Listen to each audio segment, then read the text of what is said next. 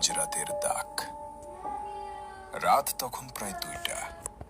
চারপাশ নিঝুম, শুধু হাসপাতালের পুরনো মর্গ বা লাশ কাটার ঘর থেকে একটা ভ্যাপসা গন্ধ ভেসে আসছে।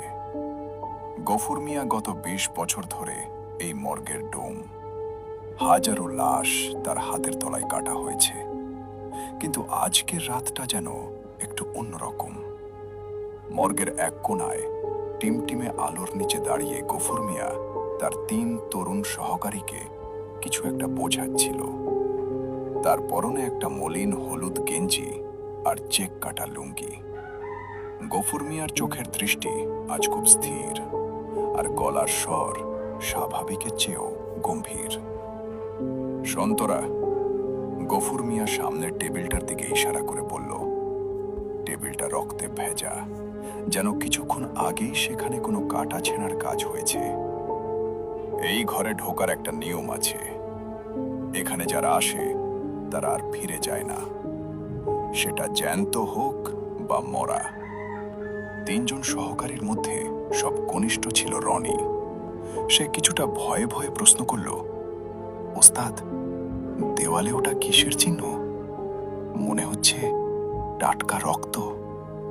গফুর মিয়া সেদিকে না তাকিয়েই বলল, ওটা নিয়ে মাথা ঘামাস না।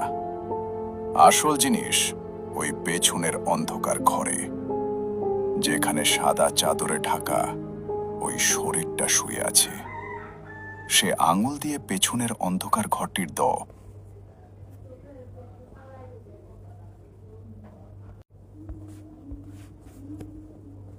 পেছনের অন্ধকার ঘরে, যেখানে সাদা চাদরে ঢাকা ওই শরীরটা শুয়ে আছে।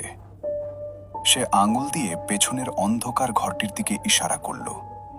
সেখানে একটি খাটিয়ার ওপর ধবধবে সাদা চাদরে ঢাকা একটি অবয়ব দেখা যাচ্ছে। আশ্চর্যের বিষয় হলো, মর্গের জানালা দিয়ে কোনো বাতাস না আসলেও চাদরটা হালকা দুলছিল। হঠাৎ করেই মর্গের ভেতরের একমাত্র বাল্বটা একবার জ্বলে উঠেই দপ করে নিভে গেল।